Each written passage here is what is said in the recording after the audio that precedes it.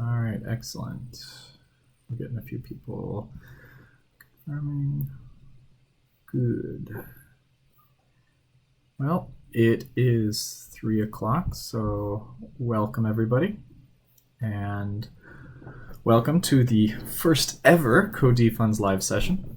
And hopefully this will answer a few questions that people have been asking about the compiler. And for those of you who aren't familiar with the history of this live stream, if you look in the chat, you'll see the link to the Hacker News post, which is where you can ask any of your technical questions that you have on the compiler. And there's a link in there to a previous thread where we discuss one of my blog posts on smaller code, better code. And this live session today is particularly interested in focusing on the design aesthetic and the style and the concision and the tricks and the overall architecture that I'm using to design this compiler, as opposed to, for example, some of the research level questions, such as how do we do data parallel compilation, things like that. So the way I plan to structure this is how we I'll go sort of from a top-down level across the compiler, and the goal there will be to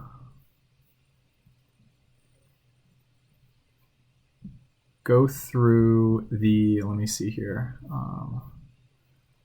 just trying to check on the stream here, make sure it's still going through all right. All right. Anyways, the top level that we're going to be going through is the overall architecture of the compiler, and I'm going to stop periodically and go back to the Hacker News thread to see if anybody has any additional questions or anything like that. So to begin with, let's and we're going to get into some of the code pretty soon here. I do want to maybe let the stream go a little bit more and make sure that it's continuing to get good quality, because this computer is not necessarily the ideal streaming machine. So one of the big things that came up in the previous thread was this issue of disposable code, which is what I think the largest overarching theme of this entire aesthetic with the Co-dfns compiler focuses on, is this ability to not be afraid of deleting code and to rewrite your code all the time. And the Co-dfns compiler itself has been rewritten multiple times throughout its history. And on the one hand, that seems like kind of a scary thing. Well, then clearly the architecture was broken, or something else was wrong, and so on and so forth. But on the other hand, having done it now a few times, my response to that would be, well, why haven't you rewritten your code base multiple times? Because if you make it so easy to rewrite your compiler so many times, you can address some of the issues that always creep up in your development backlog. And one of those big things is this idea of technical debt. And I run into this a lot when I talk with other developers, the idea that their code just keeps getting messier and messier and hackier and hackier. Something that's, they wish they could have changed, but they can't change it right now because it would require a complete architectural rewrite, and that's just not going to fit within the cards right now.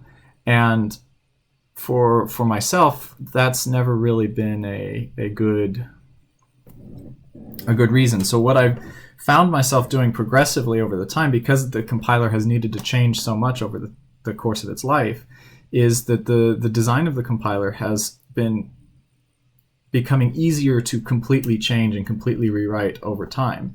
And that has meant that the technical debt on the compiler is almost zero. There's basically nothing in there, or there are things, there's always something there I wish I can change, but I'm not afraid of changing it. It's something that I know that I can change without fearing the dreaded architectural rewrite, because the architecture is so easy and so simple that it might as well not even be called an architecture.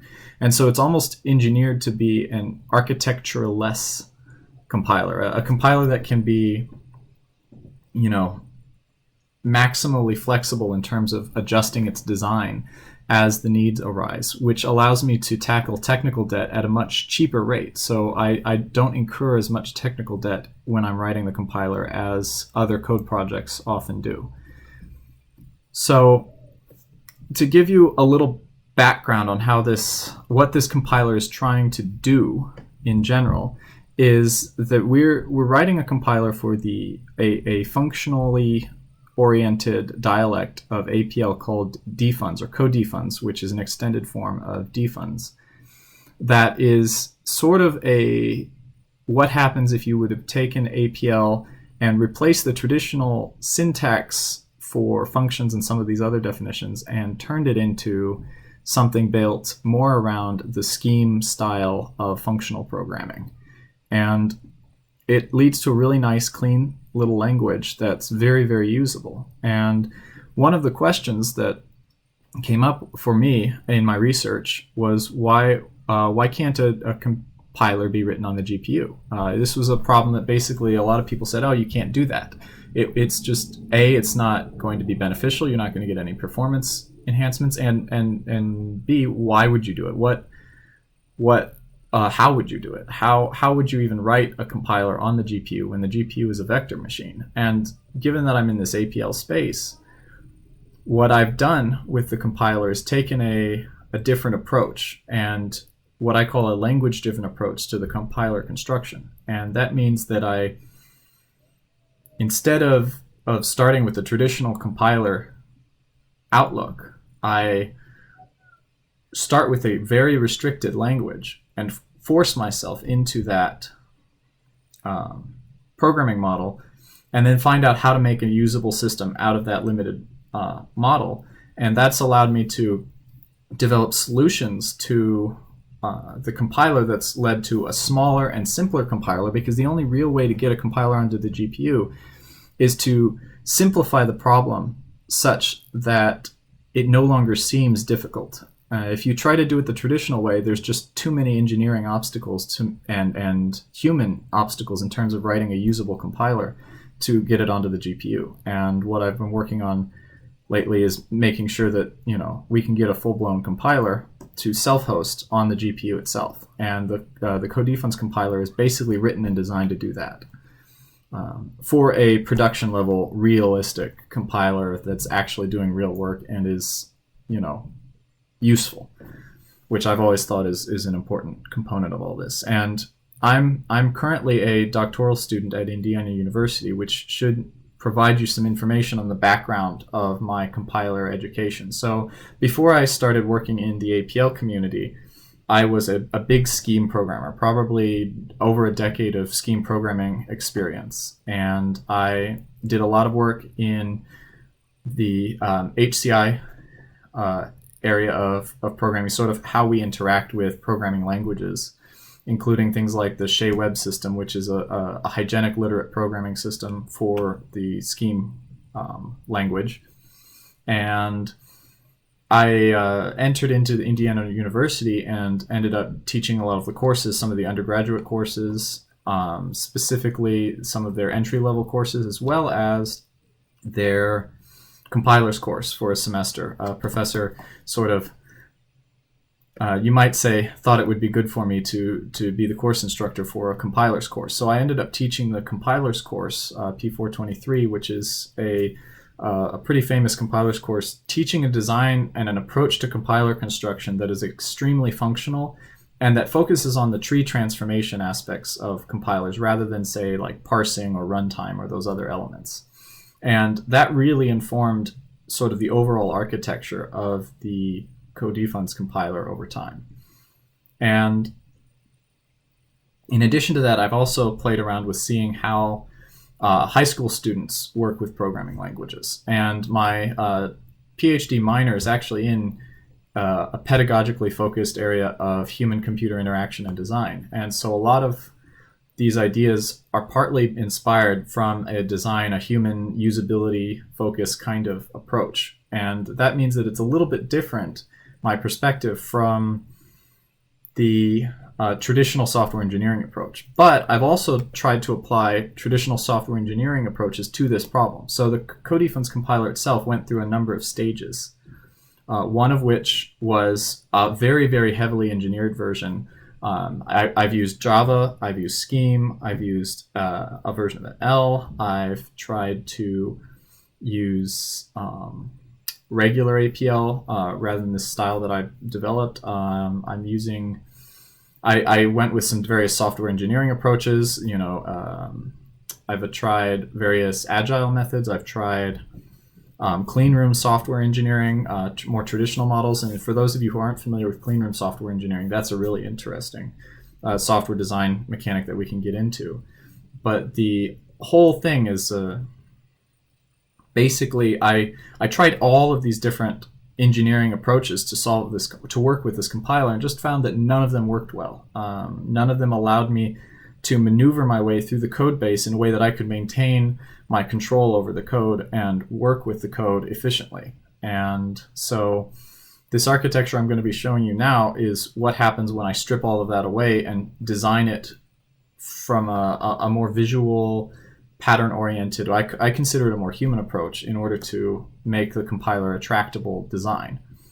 But I also did, for instance, Knuthian-style literate programming for the compiler a lot of times. I've experimented with lots of comments in the code, little comments in the code, external documentation, internal documentation, the whole works. And there were problems with each of those. And if you want me to get into those in in this session, we can go over that in a little bit.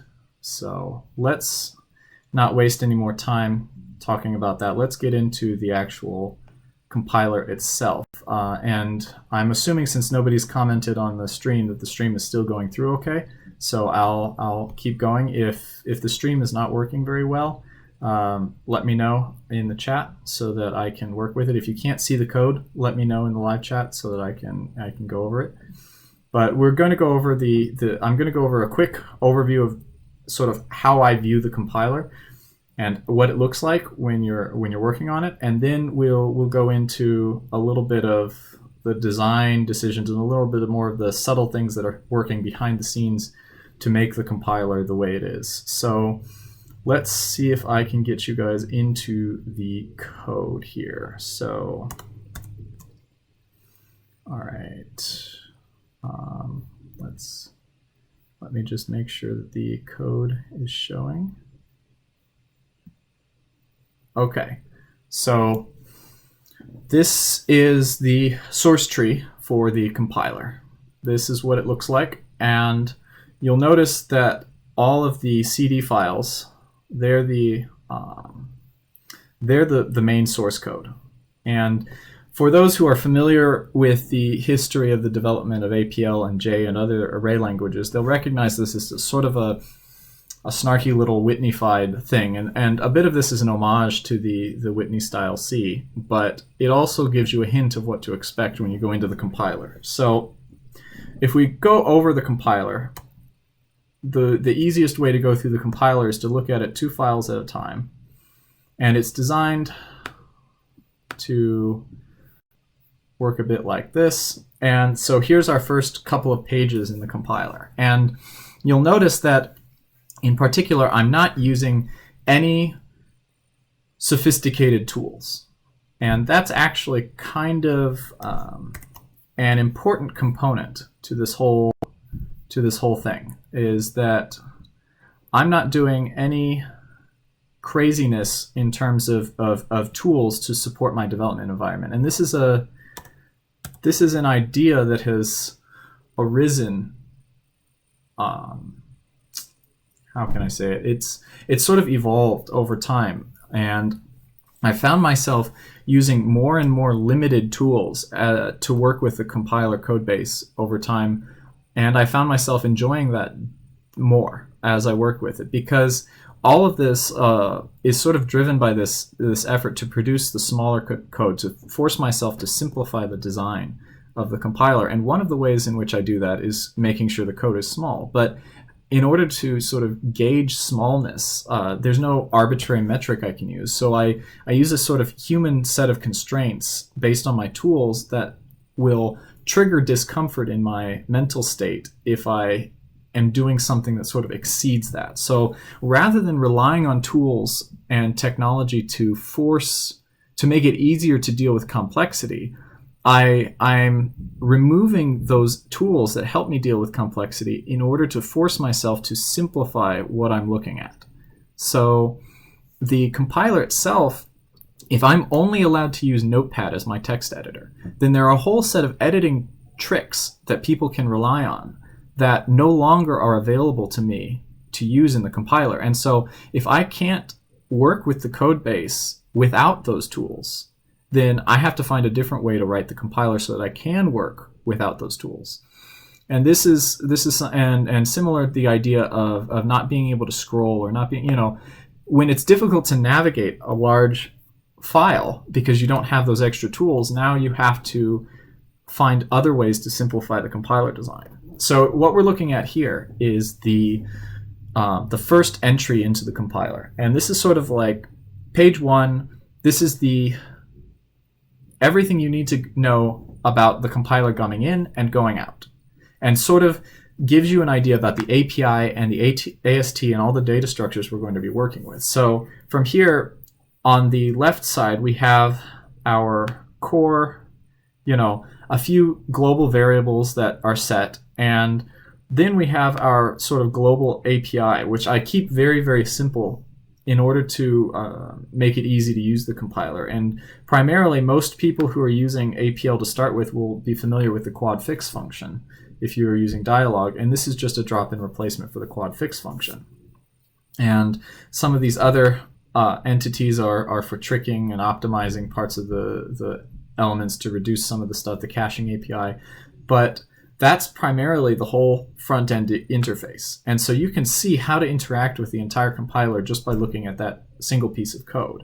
And then, of course, we have some helper functions here in that provide some extra input-output, how are we getting our files in and out of the system. That explains what data types we're using in terms of, are we using UTF-8 or what. And then we have our external. On the back end, we're using C. So this is an APL to C compiler. And so you can see how we, from here, you've got this simple set of code that covers all of our invocation of the compilers. So we, rather than having a lot of abstraction to handle every single different type of compiler, we say we're going to use the default compiler on your architecture, which would be either GCC on Unix type architectures, Clang on OS X, and Visual Studio C on Windows. And that's just the compiler we use. We can get away with that partly because we're using some library abstractions in the back to support our GPU programming that works better than some of the other options that we were using previously. And this is a recent architectural change. Before, we were relying on a more complicated compiler architecture, and it led to some issues in terms of scalability and being able to work with the compiler. So we stripped it out, replaced it, made it simpler, leveraged what I would call a hard abstraction, and it made everything easier and simpler. And now we get to the actual core part of the compiler where we begin. And this is this piece down here. That is the data type. That is the one true data type declaration, if you will, the documentation for the AST that the entire compiler uses. And this is where we begin to see some of the naming conventions. And this is where we begin to see some of the aesthetic discipline that goes into making the compiler usable. So before we get into that, I'm just going to check to see if we have any questions and see if the stream is working okay. Nobody seems to have complained too badly, so we'll go with that. All right, so let's get back into it.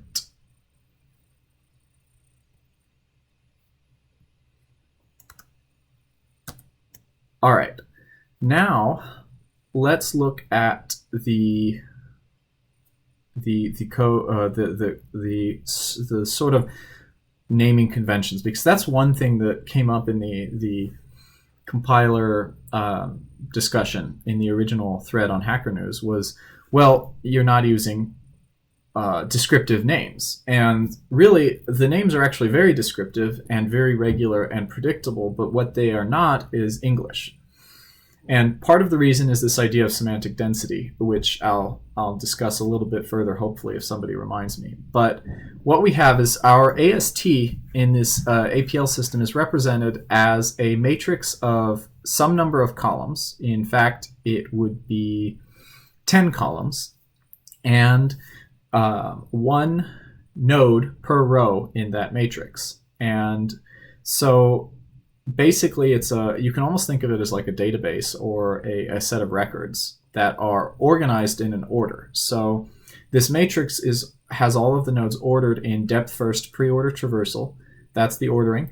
And there are a set of potential fields in the AST. So we start with our core fields. There are 4 of them: the depth, the type, the kind, and the name. So every node will have a depth to it, shows how deep in the AST it is.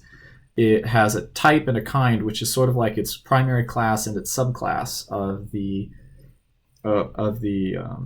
AST. And then from there, that's what we get from the parser, is a set of names associated with types and a depth. And from the parser, after we go with that, we progressively add additional information throughout the compiler in a monotonic fashion. So each of these fields is added monotonically to the end of the matrix to give us more information to work with, until eventually we end up with these 10 fields that we're working with. And we can actually expand this out even further to an arbitrary number of fields whenever we feel like it.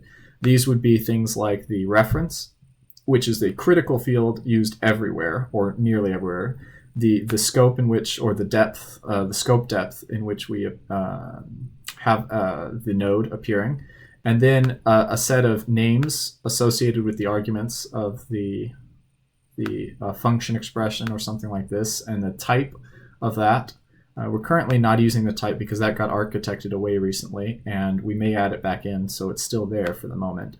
Then we have an environment, which helps to refer a name into a frame or basically a frame in the compiler, and then the set of variables that are live at any given node instance. And you'll notice that these all have a consistent naming convention, where this underscore indicates that it's an index into the column. So we get a column number for each of these, and then we start to get into some of the ways we apply this. So all of these single letter lowercase values, primarily in the compiler, when you see a single letter lowercase variable reference, that is referring to a field. That's sort of our first step option, is we refer to the fields. And these letters are used relatively consistently throughout the compiler to refer only to these fields in the compiler proper. And nothing else will use these names. So what we do is we take those columns and we write getters. And so that's what these next 2 lines do, is we have getters for each of the fields. And so when we program D, S, T, V, K, Y, each of those is a function that will extract out that field from the AST or from a subtree of the AST. It'll work for any part of the tree. If you get a subtree or the whole tree and you apply D to it, you're going to get out the D field, and so on and so forth. And then we have the actual types and kinds. So for every basically every single letter capital is going to be a node type. And so we have A, E, F, M, N, O, P, S, V, Y, and Z. And not all of these classes are used everywhere, but they represent sort of the whole of how we interact at a node type level with the AST. So we have our core constructors, which are this first column in this 3-column set of code. And then every node type is going to get a masker and a selector. And a mask is one of these functions that when applied to the AST will give you back a Boolean vector selecting a 1 for every node that is of that type in the AST. And the selector will work by just selecting every A type node in the AST and give you back a subtree with only basically a collection of only those nodes in the correct order. So in the same order in which they appear in the AST. And we do this for each one of these functions, and that is our core way of interacting with the compiler, is these maskers and these selectors. And that gives us the ability to work at a global view. So I spent a lot of time on that because that's really critical and important. So then, after we get to that, we have to ask ourselves, well, how do we get code into the compiler? Well, we use a parser. So this is our parser. And you'll notice that these are the next two files, and our parser fits on these two pages. And the parser is your regular PEG parser combinators style. There's nothing special here at all. It's all just, this underscored pieces here is your PEG parser combinators. And if you're not familiar with PEG parsers, look them up, but they're basically a deterministic parsing strategy like a BNF grammar, except that you always pick the leftmost choice in a given set of choices. So we go through that, we design that, and we just implement a PEG parser on the fly right here with our set of parsing combinators. Then we just have a set of terminals for the parser, and then we have our parsing productions on the right side. And this looks, as soon as you can read the underscores as the special symbols, it's just like any other BNF grammar. It works just like any other parsing combinator, and that gives us our parser. The tricky part here is that APL is not simple to parse. You actually have to do some naive type checking and type inference on the expressions while you are parsing in order to unambiguously parse the trees. And even in some cases, you can't parse the trees unambiguously. So we have to thread the environment through, a name and type environment through all of these pieces in order to identify the type of variables and things like that in order to do the parsing. But that's the only really tricky part there. And again, this is a pretty straightforward grammar that everybody would be familiar with, and everybody who's familiar with parsing can read and work with this in a fairly straightforward manner. So let's see, let me go take a look and see how we're doing. Everybody on board and tracking? All right. So let's move on from there, and let's get to the core piece here. So now we've seen the entry into the compiler, we've seen the parser, and so now, if you haven't seen a pattern already, you should begin seeing a pattern of how simple it is to work here. Now we have the core compiler, and this is the compiler proper. This is the whole complete compiler as it stands right now. The rest of the files are all runtime code generation, all of that. The part that we think of as the core compiler in any given compiler, that's what's on these two pages for here. Now, if I want to be sort of picky and snarky, I'd probably call this more of a compiler front end, because we are targeting C and we have a nice library backend to help support the runtime, so we can simplify things a little bit. But inside of these two pages, we have all of the traditional compiler algorithms that you would be learning in something like a 423 course, sans optimizations. We have some optimizations, but we do some naive dead code elimination. We did have some type inference in here that we've currently removed because there's no need for it. So we're probably going to add type inference back at some point. That usually adds between 5 and 7 lines, I think, to the compiler.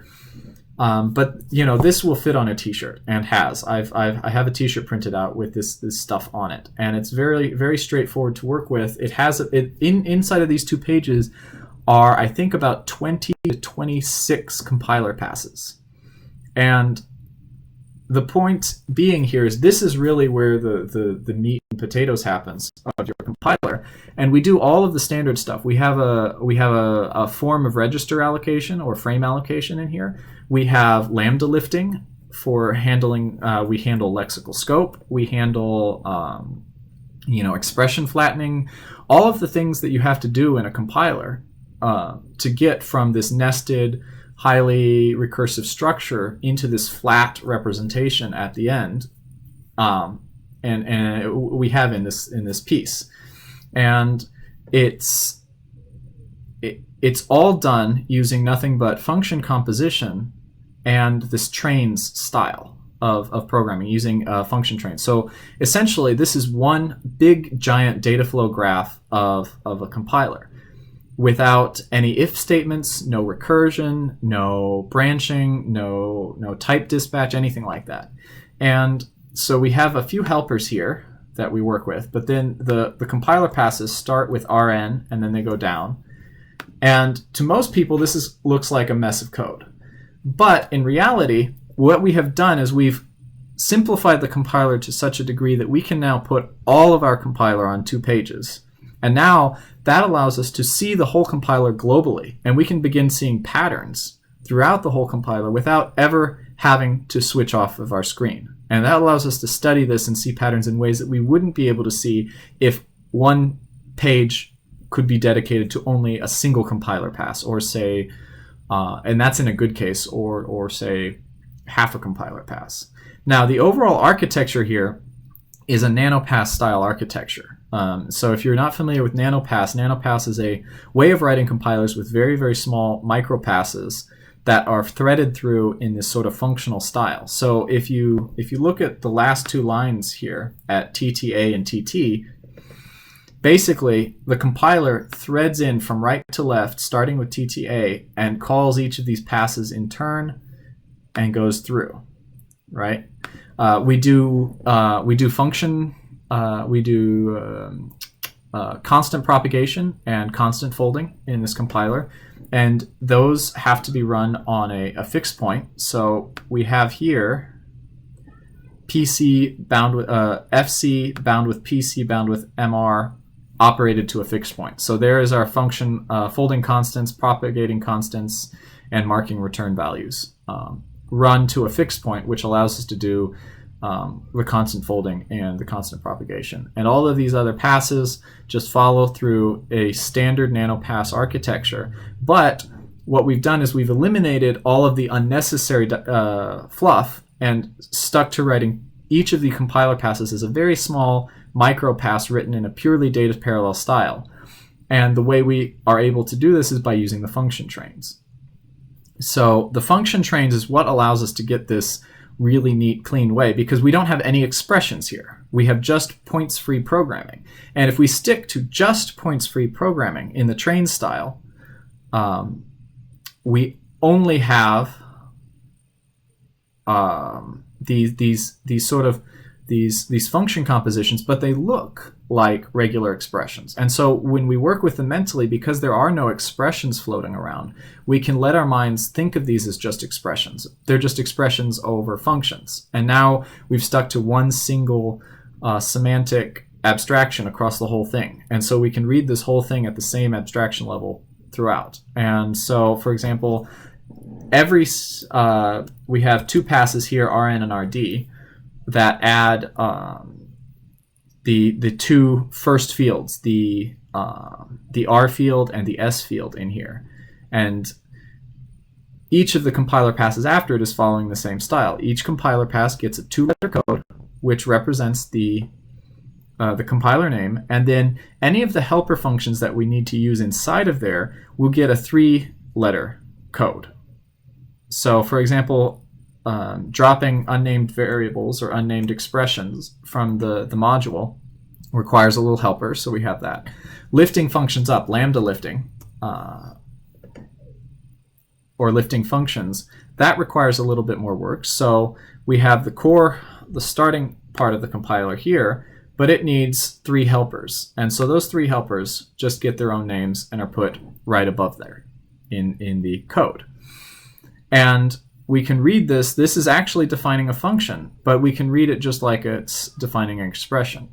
Now, I don't expect anybody here to be able to read this code to start with, but the architecture should be fairly straightforward, because you can see how all of the passes fit together by looking down here at the 2 lines here. So we start with the RN pass, which goes to the RD pass, to the DF, DU, LF, DN, MR, FE, CA, and goes on, and then continues down, and that's just, they're all threaded through using function composition, and that is just the function composition symbol, that jot there.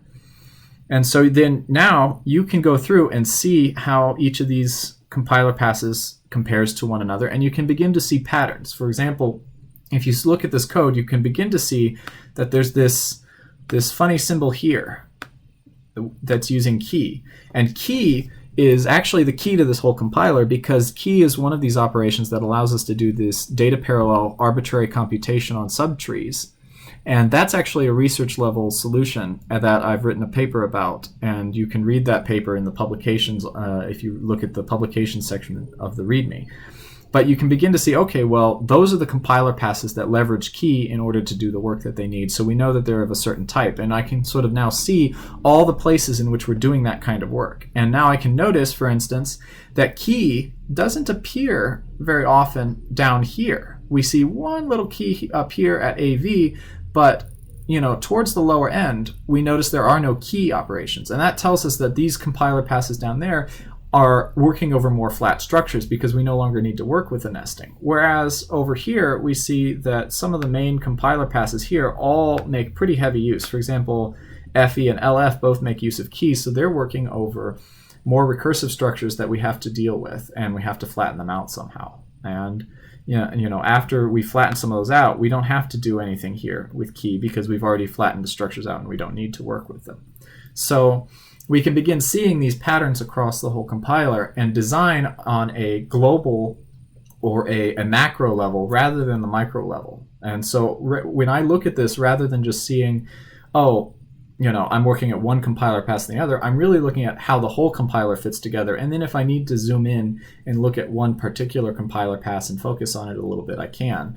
But, I don't have to shift around. I'm not moving around a lot. I'm just, I have the whole painting here that I can look at, and I don't have to chase references or code anywhere. And what this means is that, A, I've got a really high semantic density, but also the distance between the definition and the use case of any given function is infinitesimal in this case. There's basically, I can see every use case of these helper functions on the screen at one time. I can see all of it. I don't have to question, if I refactor this piece of code, how is it going to affect the compiler? Because I can look at it and see exactly how it's going to affect the compiler. If I forget, for instance, why I have at or sub or amend, I can just look at every call site, and that's intended to use that function. So when I'm able to see all of that, external documentation just becomes problematic, because I don't need that documentation, because the code is more self-documenting than it would have been otherwise. If I had written in a more readable style, or using traditional industry best practices, it would have actually been more difficult to refactor, more difficult to work with, more difficult to edit, more difficult to see how the whole compiler works together. And actually, I anticipate adding a few more compiler passes to this, including some optimizations like function inlining, which currently we're using the C compiler to do, but I want to lift it out and do it myself. More sophisticated dead code elimination, useless code elimination, some of these others, and that'll add a few lines to the code. But I can add those compiler passes, and they'll still fit on this page. They'll still fit here. Maybe they'll go just a little bit larger if I really, really go crazy and add a lot of optimizations. But the distance is still really small. And so I don't have to be afraid of that. In addition to this, I can change, because I'm using the NanoPass compiler architecture combined with this, I can delete to my heart's content. I can rewrite one of these compiler passes very easily. I can change the structure and architecture very easily because and do it without refactoring tools. It's just a simple copy and paste. I just take a mouse, select, copy, paste, move around, and I'm done. And it's not an exceptionally complicated system because it's all just a giant big function. It's one giant function that can be seen in macro resolution very easily. So let's take a break here and let me see if anybody has any questions about this. All right.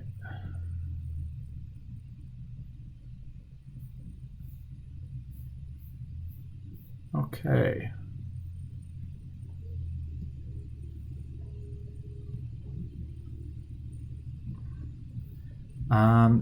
Let me know if the stream is still coming through all right, and we'll continue on from there.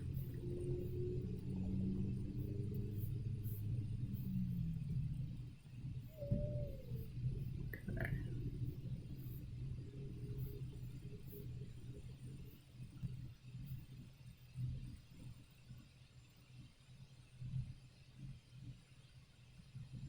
Okay.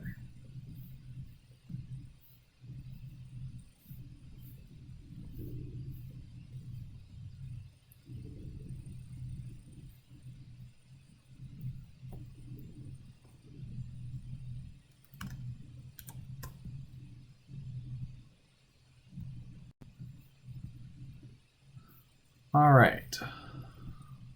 So that's the compiler itself. And now we can open up the next two files.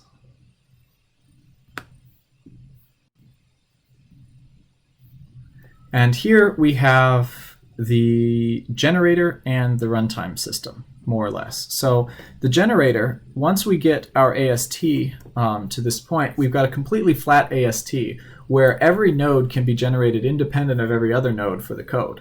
And that's what we do in our GC function to generate that code. And we just call a dispatch based on the type and the kind of the node, and we do the code generation for that call. And we have a mapping of symbols and names to translate from the symbols that we're using in APL to their three-letter codes in the names. And then we have some helper functions for generating the code, such as making a function call into a library function. And then we have RTH, which just contains our runtime library. All it is a giant string containing our runtime library. And this we shift over now from being, our code sort of shifts from being that one style that we had, this trains, to C code. So now we're writing C code, but we're trying to write the C code in a way that the semantic density remains similar, so that if I'm reading this code and then I go to read the code in my compiler, I don't feel off in terms of how much scrolling I'm doing, how much eye tracking I'm doing, and how much movement I'm doing across the code. So to do this, I take a little a page out of Arthur Whitney's tricks, and the design is not quite the same, but it uses a similar aesthetic in terms of some of the macro usage and such. One difference is that I'm using C++ in order to leverage some of the features there. So I'm sort of using some C++ features in a regular C style, if you will. And so we have some basic macro definitions which allow me to abstract some of the syntax, and that's important. And then we have our basic data types, which we declare, and those are all pretty straightforward. We need to link into the interpreter. So this code here allows us to link into the interpreter and do what we need to do there. And then on this page here, page I, if you will, page I contains all of the information you need to know about how our runtime information links in with the code generator. So if I were to pull up the G and the I pages, now you have a complete picture of how we access and link from the compiler into the rest of the code. You don't need anything else more than this. This is because you've got your structures here that talk about where your arrays are, and we use functors now. With one of the recent architectural changes was a switch from macro tricks to functors to provide our higher order programming implementations of certain features. And so now we have functors down here, and how those functors are all linked together is all defined using our macros here, which shows how we link all of the pieces together. And you can see this all on the single page. You don't have to have multiple pages open, and you can look at this and see exactly how it's going to be used, because we use it in the code generator specifically through the GCL function. And so now you can see how the whole thing ties together from these two pages. You don't need to go beyond that, and you can see everything. And yes, the code is pretty compact. You'll have to look through the code, actually, and it doesn't follow your standard patterns that you're used to. But if you're used to reading APL, it actually has a very similar semantic density pattern, and you'll be able to follow it fairly straightforward. And this is a compiler that's written in APL, so we're kind of expecting that you have spent the time or are willing to spend the time to learn how to read APL. You know, that's just sort of a basic element. But the design is very simple to work around. It's not complex. There aren't these complex linkages happening. It's all straightforward in this piece of code here. And once we get through that code generator, now if I pick up two of these pieces, now all of this code here is just the runtime code. And the runtime code, so we have some helpers to start with. And these helpers are basic utility functions to help us out with some basic stuff. And then we get into the actual runtime implementation. And here we have a set of declarations on a single page that show us all of our functions inside of our runtime and how they're declared and how they're used. So we have all the primitives for every single APL function implemented here, and we indicate, does it have an ID? Does it have an identity element? Does it have a monadic function version? In other words, does it take one, or does it have a version that takes only one argument? And does it have a dyadic version? Does it have a function that takes two arguments? And you know, some functions don't have a monadic functions, some do. MT is just a verbal pun on the empty, the word empty, and the numbers here just indicate, is it going to have a scalar behavior, which is a certain concept inside of APL onto how the function maps over data and how the shapes and everything work. And so does it have a scalar proper? Is it scalar in the monadic case? Is it scalar in the dyadic case? And we go through that. And these are all organized basically around common properties in here. And then we have our IDs, which simply tell us what are the identity elements for those functions which have identity elements. And then we have our operators, which are our higher order functions. And those, we derive their scalar behavior from their argument functions in some cases. But otherwise, they have the same basic properties as your regular first order primitives. And then from there, we just go on to define each primitive. And we define them all in this compact style so that we can see as many of them as possible, but also so that we can see common patterns used throughout the code. But each of these little MFDF declarations and definitions are independent largely of every other one. And so I can delete, remove, play with these without worry of any of the others. So now we have a lot more code in the runtime. But I don't have to go chasing code, because at any given point, I can see all of the code that I'm going to need on the page at a single time. And I don't have to worry about how it's going to link in with everything else, because we've already defined the linkages. We've already set up where these are used. And now each of these is an entirely independent function which has no extra little edges or in the graph that are connecting it to anything else. And so we can just go down the line and look at any of these and go through, and it just has all of the definitions for all of these functions. And each of these functions is entirely independent of the other. However, we do have a common naming convention. So I think some people were asking and wondering about the naming conventions in here. And each of these df and mf functions provide a common naming function to work with. So every one of these functions implicitly has a z, l, and an r argument, potentially, which represent the input arguments. And we keep them implicit here in terms of the definition so that they don't change, because every function should have those names, and these macros enforce a common naming convention and prevent us from making new naming conventions for all of these. And then we have,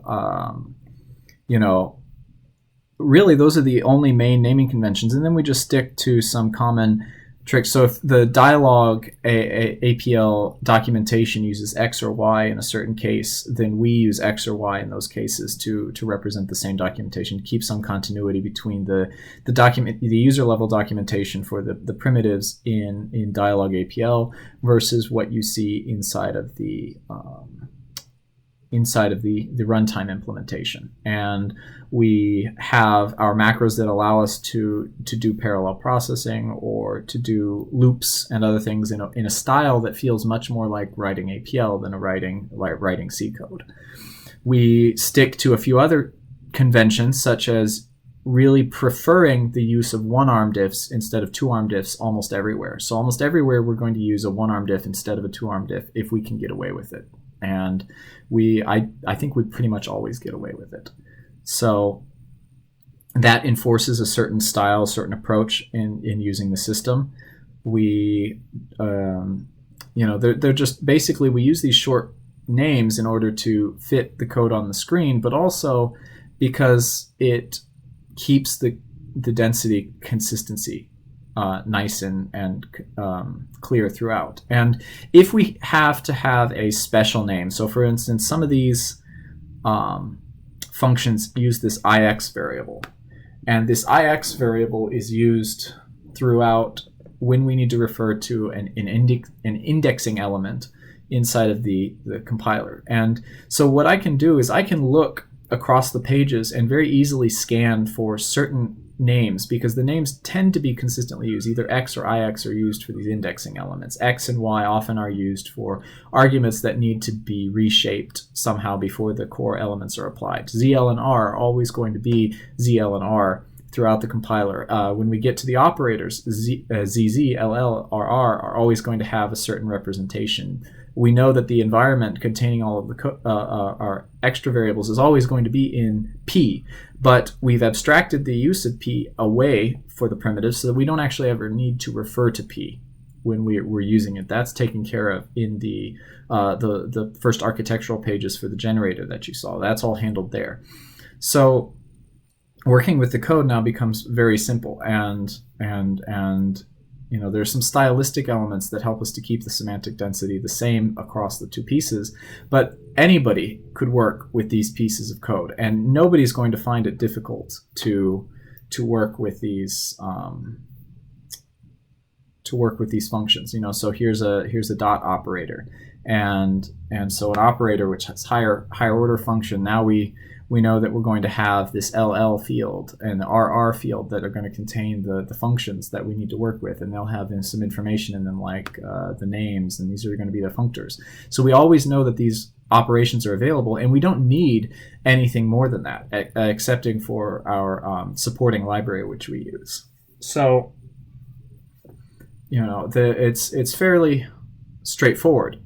There's nothing complex here in terms of this, but keeping it small and compact like this allows us to sort of see how we're using names, how we're using patterns throughout, and I can look at that and say, oh, well, this pattern really can be cleaned up, so let's fix that pattern everywhere. And I can just see that and change that pattern, and I could have abstracted that into a separate helper function, but now I've created this distance between call site and use definition site. And now I have another thing that I have to keep in my head and worry about what it works. So for some things, that's just such a common idea. It's in the domain in which I'm working. An example of that would be scalars.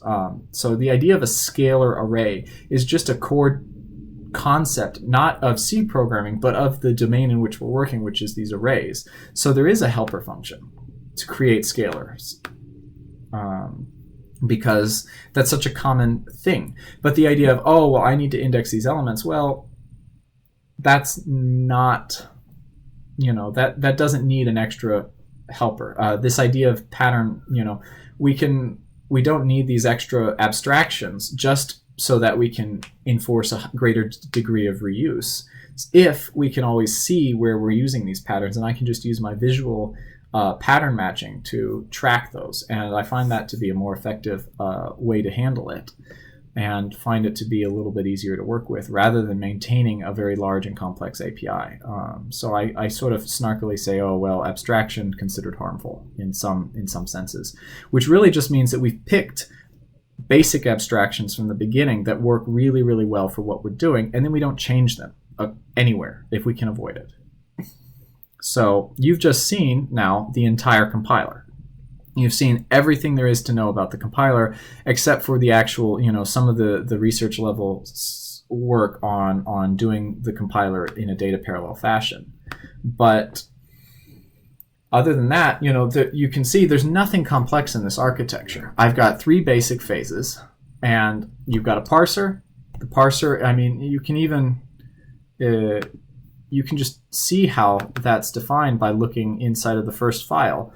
Inside of your compiler, right, you've got some read-ins and some stuff, and then you've got your core compiler, which is right here. And so you've got a parser, which then does your tree transformations or your core compiler to the code generator. The code generator outputs the code, and then you run the external compiler on it right here.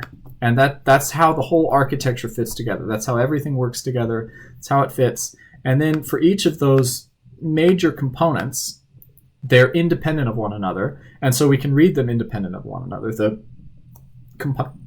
compiler itself can be read as 2 pages, and it's just a nanopass style compiler written where each pass is data parallel.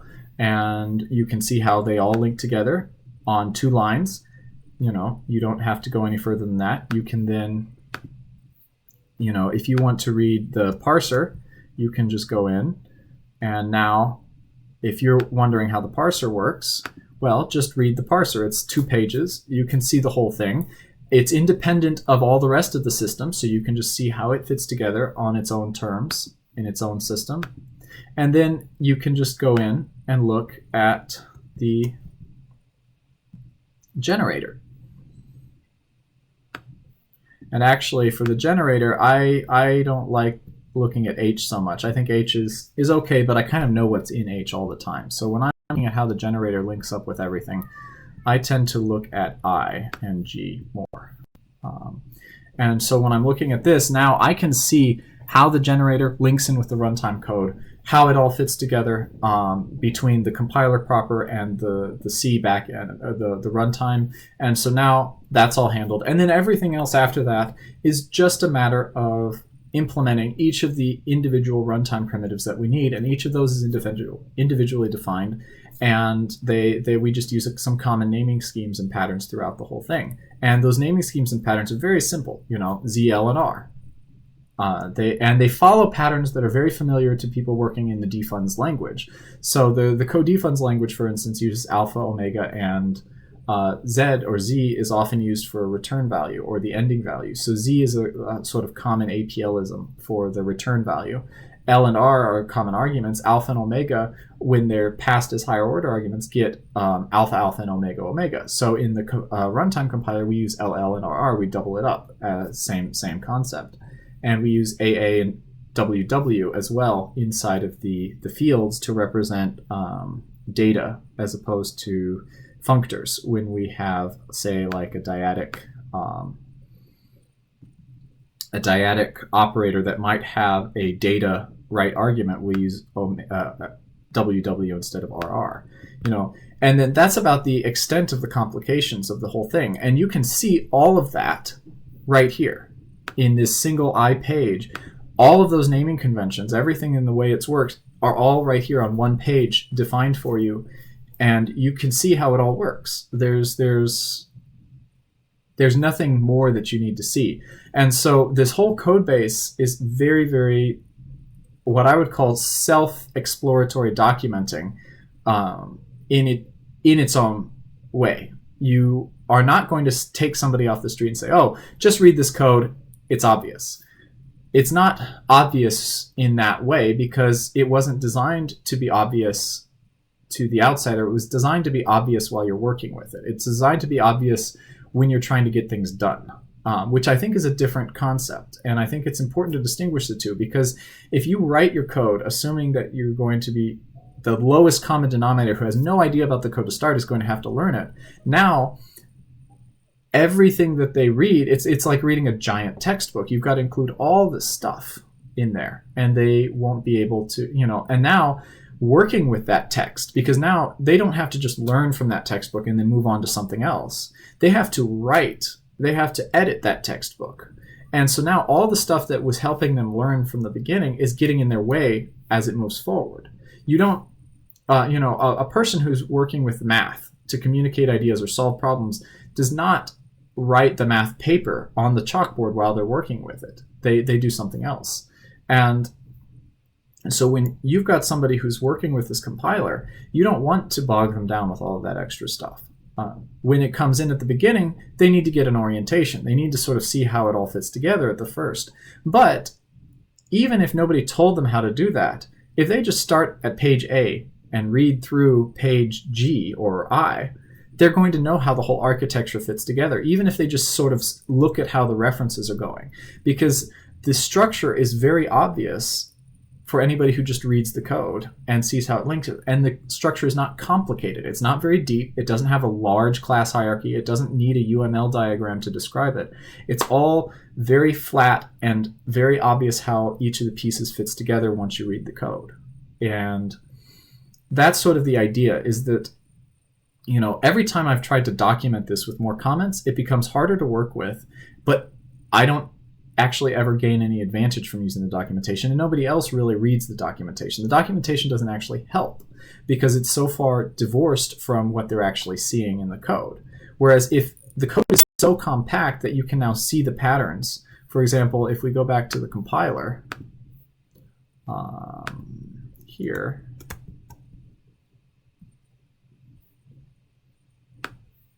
if we go back to the compiler itself, and nobody told you what's here, you can start to see patterns. Just by staring at the code, you'll begin to start to see patterns. For example, all of the arrows, where are all the arrows to the names? And then you begin to notice that there's these prefixes on all these functions. You've got this function here. It starts with, there's MR, and then MRM, and MRE, and MRE has two functions inside of it. And you begin to see a structure because of the spatial layout of the code.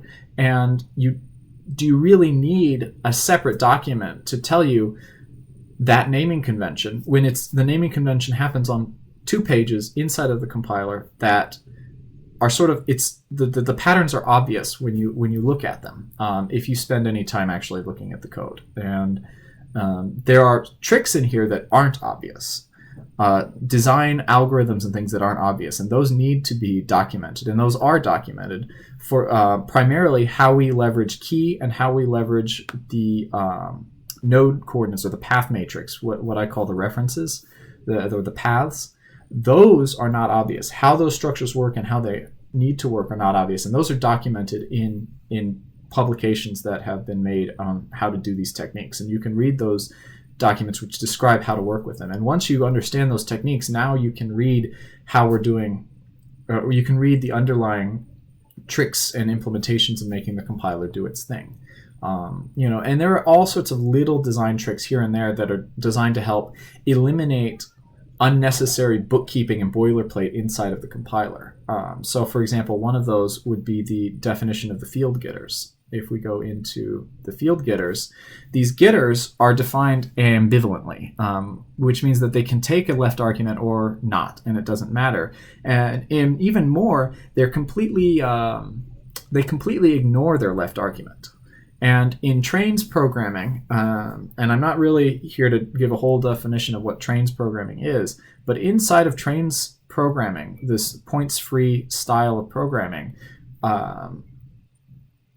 it's very useful to be able to pass information, extra information as the left argument, but then not have to get rid of that and sort of manually, arbitrarily ignore that argument. So instead, by ensuring that the right argument in each of these functions is always receiving the AST, and the left argument is where extra data comes from, these field getters can now be applied, receiving that extra data, but ignoring it and just getting the data we need out of the AST. And that turns out to be a really useful thing to have in the compiler itself, because it means that I can sort of say just what I want, and even though I can pass a lot of information through, I don't need to refer to that information until right when I need it. And that makes points freestyle a lot easier to work with than it would have otherwise, because otherwise it could have become more verbose and too complicated because it would have too much boilerplate in it. But now I can look at, functions like this and go, oh, well, that's obvious what that's doing. And I can read that as if it were a data expression rather than a function composition creating a new function out of it. So, all right, I've been talking for a long time here. Let's see if I've lost you all already. So, all right. Okay. I've got a question here about what my workflow is in the compiler. And do I experiment with a particular function in the REPL or the interpreter and then add it to the code? How do I debug the code, and how do I test it, and what are the test suites? So let's take a look at that. That's a very good thing to look at right now. Let's go to, all right, let's take a look at that. So let's say there are a few ways that I do that. I do a form of test-driven development, I guess you could call it. So the way I generally work is the whole compiler is loaded into a workspace here. Let's put it over here. Yeah, we'll put it over here. So what I would normally do is I would have my REPL here, and I can load in the compiler, save stuff, and then I have a set of utilities.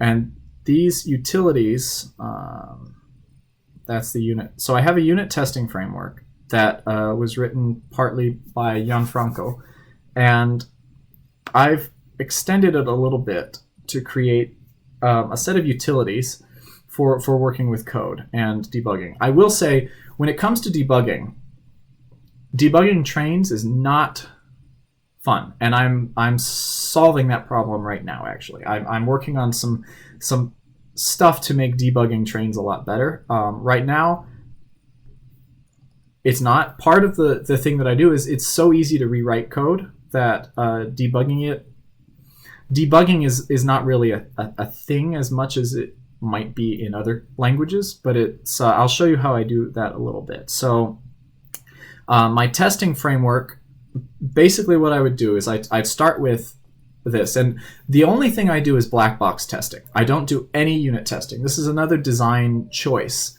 but essentially unit testing is so verbose and so completely slow that it destroys the disposability of the code. It's impossible to delete the code when I have unit tests, because when I change a part of the code, now I have so many unit tests to change, just massive amounts, and it doesn't really net me any win in this case. I'm willing to believe that unit testing can help in some other cases, but you can read another blog post that I've written about my experiences with unit testing, and I've generally found that unit testing just doesn't provide any benefit. And this goes along with types. And so if you'll forgive the slight digression, let me just pull up one of these pages here. All right. So a lot of people are big fans of static typing, or type-driven development, and test-driven development. And the way they do these two things is often using either unit tests or types. And both of these are a form of local view documentation. Your type systems are a form of documenting intention, and your unit tests are a form of documenting intention using some machine checkable way. And they both operate at a micro level, not a macro level. And keep in mind that macro level is sort of the form that we're trying to use across the board here.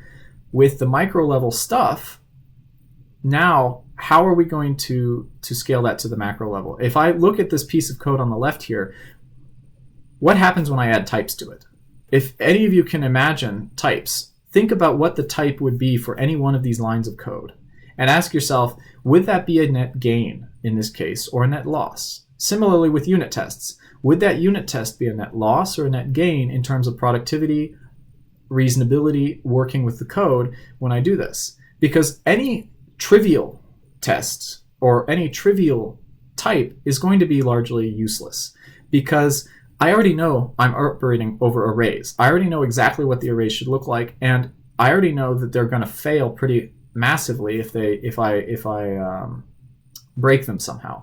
I can easily write a little checker function to determine whether they're correct, but those checker functions are often at least as big or larger than the function itself. So when I need to say, oh, is this correct? Now I've got a piece of code that is 75%, 175% larger than what it was before, and now I don't have to just check whether my compiler pass is working. I've got more code that I have to check to make sure it's correct as well, and it's very difficult now to work with that, because now I've almost quadrupled my code size, and the chance of there being a bug in my compiler pass versus the bug in those other compiler passes is almost equally great, and that means that it's very difficult to work with. Similarly with the types, I tried types in the compiler. I tried to document intention using a type system that I was developing for this idea. And what I found was that the types, in order to get any useful type, any type that would give me information that wasn't already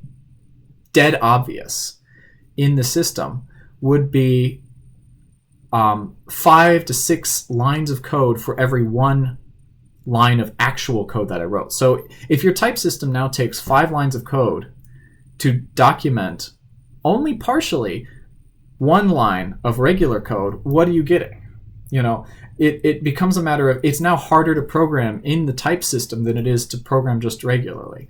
And the same thing happened with the unit tests, is when I would do my tests, I would have to be rewriting triple or quadruple the amount of code in order to change something than I would have otherwise, with almost no benefit at all, really. So I can actually look at one of these compiler passes and see everything that it's doing. I can track it and I can look at it, and it forces me to do a code review all the time. If something doesn't seem right, I have to look at that code, and without the documentation, if I can't see exactly the techniques I'm using, exactly what's supposed to be happening in that piece of code, well, then maybe I need to rewrite it, because that piece of code isn't obvious at that point. And that's a standard technique, but if I had a type system on top of these, it just complicates everything far beyond what I can do. I can't, any of these extra little abstractions or these unit test type things end up becoming more of a hassle than a help, because of the concision of the code, because I can get all of that information directly from the code. And when I can get it directly from the code that's actually executing, instead of getting it from the types or from the unit testing, I get a lot better results. And I can get more accurate results by looking at the code. So what I do is I focus specifically on black box testing. I only do tests on things that I can track from the entrance to the out of the compiler. So I track only tests that represent sort of an integration test or a black box test, or any form of test that the user can somehow see. And so here's an example of a test suite that I've written for the identity function. And the benefit of these black box tests is that they're not going to change very often. In fact, they almost never change. They test something that the user wants, that the user is expecting to be there, and it's a stable API. So when I work with these tests, when I write one of these tests, I know that they're going to be continuously useful throughout the life of the compiler. And so I also have designed it so that my tests usually take only 1 line of code to write in order to check. And the idea behind being able to write my test as 1 line of code is that now it's no more expensive for me to write a test case than it is for me to plug something into the REPL. And that's a trick actually that I learned partly from Kent Dybvig, who followed a little bit of this idea and gave me the idea to push it a little bit further. But now I don't generally experiment with things on the REPL. I write a test because it's so easy to write a test. It's one line of code. I write it out, done, good, move on. And then I can just see what happens with it, and I break it. And so I'll do a form of test-driven development by writing a line of code that does the tests, run the compiler on the test, see what happens. And so in the case of, say, like the identity function, let's just do a single test here so that we're not taking forever. So what I'll do is I've got something like that, and I'm doing hardware encoding, so I'm going to hope that this doesn't blow up in my face with the live stream, because I don't know how the GPU is going to handle both of these, but we'll try. So I'll run the compiler. It's going to run the compiler on that piece of code, then try to execute that piece of code and see if it gets what I expect back. And it does, it passes, and now I'm all good. And so my workflow when working with the compiler is largely to write one of these tests and then to run the test suite. And so this util.test allows me to test one of these the test suites and go through that. And I can go here. And some of these are sort of like copy and pasted utilities that are used everywhere, like the display dfunds and so forth. So when I get a problem, that I get an error and a crash, if I get a crash where the whole thing runs a C++ level exception or something like that that blows the thing, then I have to go into, say, like the Visual Studio debugger or GDB and find out where in the runtime that's actually occurring, and then I can do some printf debugging from there. If I have a crash in my compiler proper, that is where I use these PP functions. And the PP functions are quite useful. So let me see if I can demo that on this. Actually, I'll continue using this simple test here because it's fairly straightforward and it's least likely to blow up in my face in a live demo. Okay, so we'll start with that. And what I can do is let's go in and let's just see, for instance, the first compiler pass here. So I'll pull this up here, and I'm going to let's do something with it. Let's break it. Actually, let's see if let's before we break it, let's just see what the results are going to be. So what I would do is I can take this rn function, and if I'm working here, often I'll have the other file up as well. I like to have them both up at the same time. Okay, so I've got this function here, and I want to see what comes in and out of the rn function. So what I'll do is I'll connect those in at the beginning, and then what I'll do is I will load up the compiler and run the test. And so now what I'll get is I'll get a printed version of the AST before and after I ran that compiler test. So what you can see here is that this is the parsed tree that comes into the compiler at the start, and then after running the rn function, I get this data here. And so this is a form of printf debugging in the functional style. So the pp function threads the data through, but as a side effect prints out this information that I want, and I can look at and see. And I believe I haven't used this function in a long time because I haven't used it very often, but occasionally it's useful to see the XML equivalent of this data. So assuming I haven't broken anything, since I haven't used this function in a while, I can do something like this. And what this will do is this will take that linearized matrix representation. Now I'm really, really familiar with this system, so I almost always work off of the linearized representation, but occasionally there's a bit of a bug, and this doesn't happen very often actually, but occasionally there's a bit of a bug where the shapes just aren't feeling right to me. The shape of the AST has become corrupted somehow, or things, and this will happen in your compilers. You mess up a pointer here, mess up a pointer there, suddenly everything goes crazy.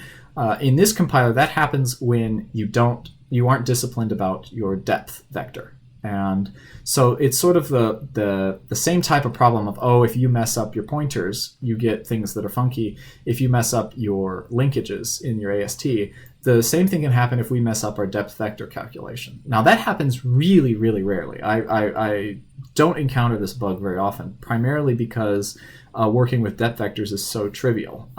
But once you know how to do it, it's so trivial and reliable, more so I think than pointers. But if I need to do that and see the shape, one visual way to see the shape is to use the quad XML representation. And so the px function will allow me to see the structure in a little bit more nested visual form in this way, so I can get an XML representation of that data. Now I can then serialize that XML data and do whatever I want to it. I can map it through XSLTs or turn it into graphs. I can so if I get a really complex problem that's really hard to look at, and I've never encountered this before, so I've never done it, but in theory, what I can do is I can take that XML data and I can spit it out into a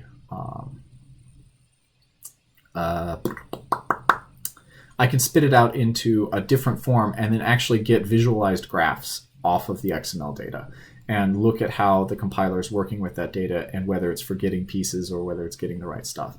I am pretty incremental in the way that I develop my problem solving, so I don't find this to be particularly much of an issue. But with larger pieces of code, sometimes it's very helpful to be able to see what's going on and happening there.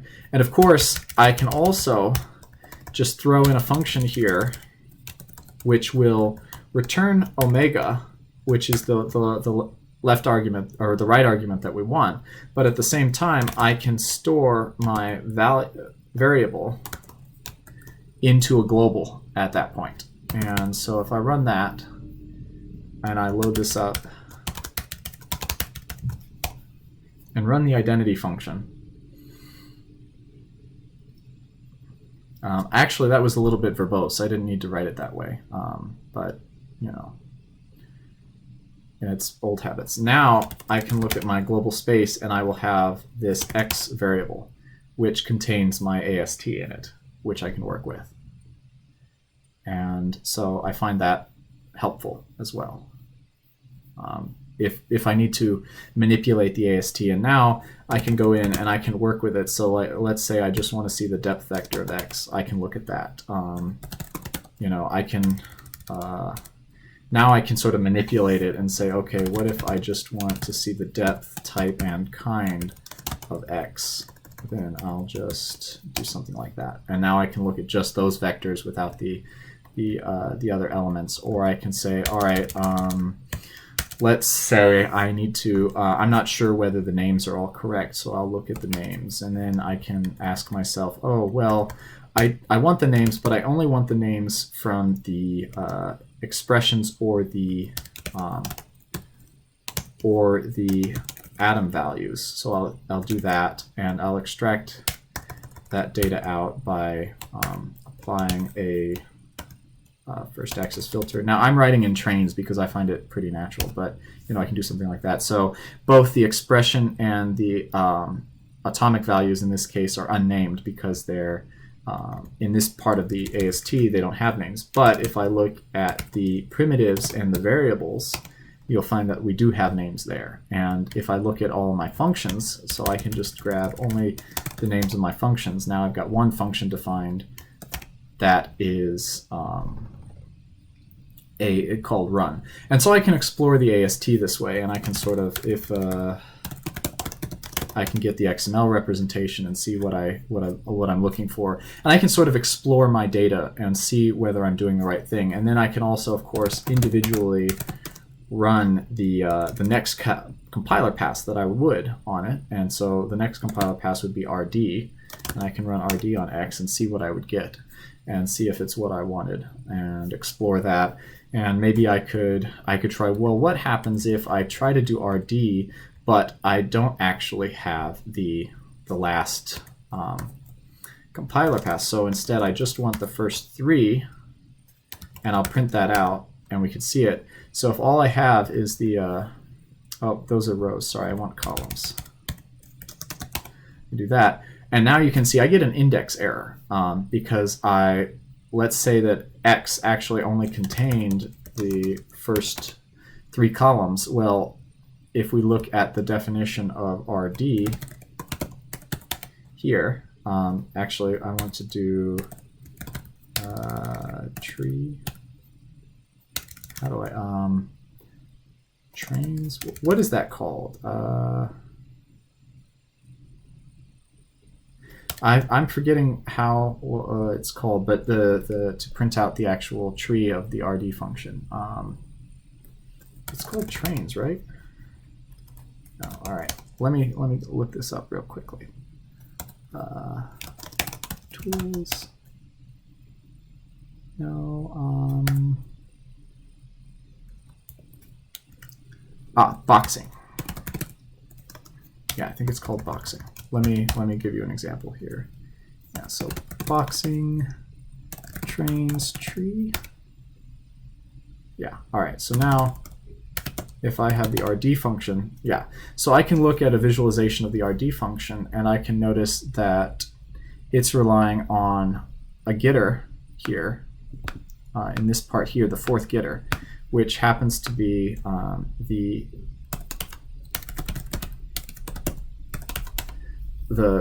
R field that's missing.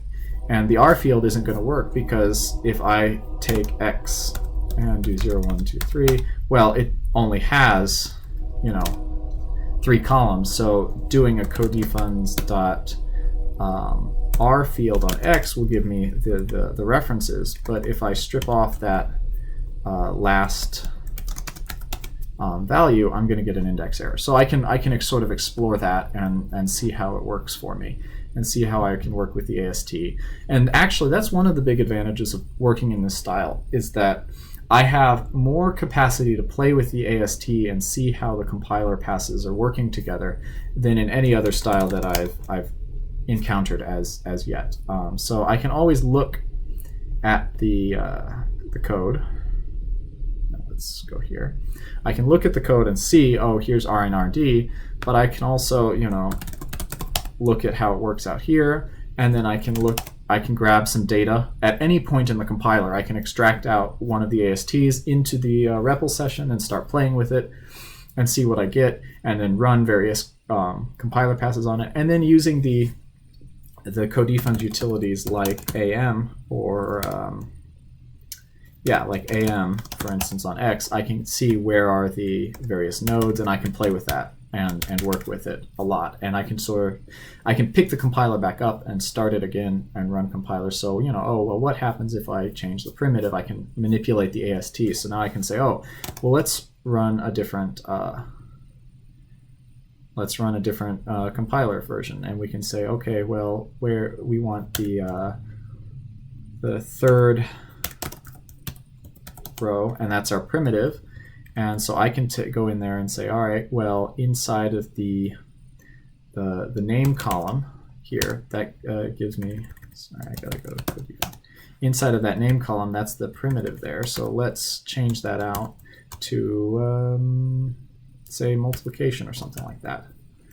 And now I can look at X, and now I can see what'll happen if I change that primitive and use the multiplication function instead, and manipulated that, and I can play around with that. I can say, oh, well, let's change the depth vector. So now I can say that, or let's change our path matrix. So our path matrix is the R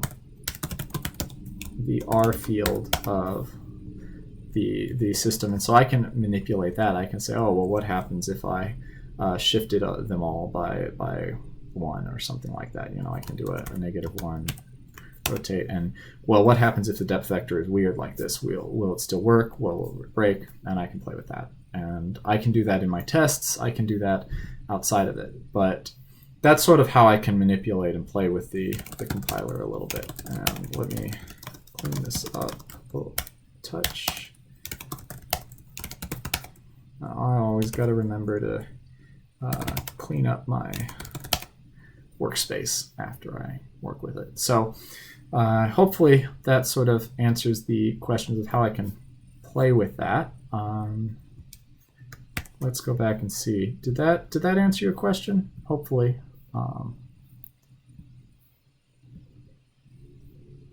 Hopefully that was what you were hoping to see. Let me see if your question was answered. Particular function added to the code. How do you debug the code? How do you test it? And what are it?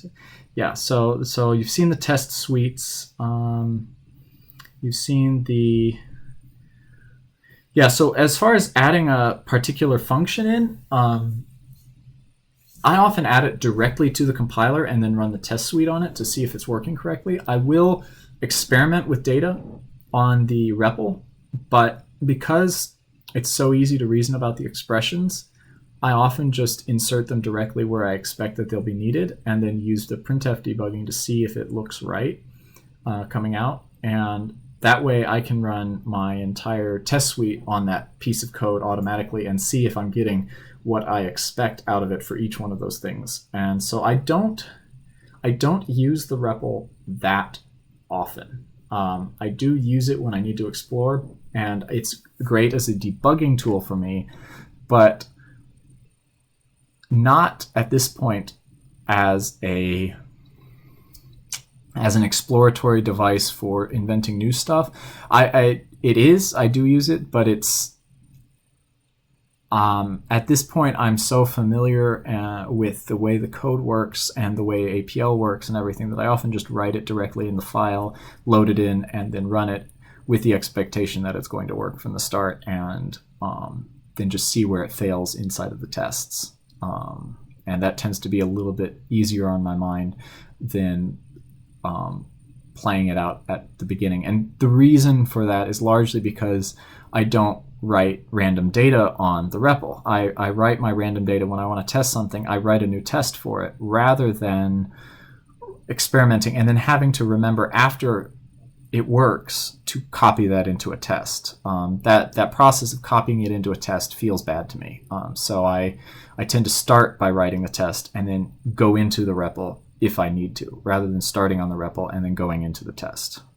If that makes any sense. Hopefully that clarifies that a little bit. So, all right.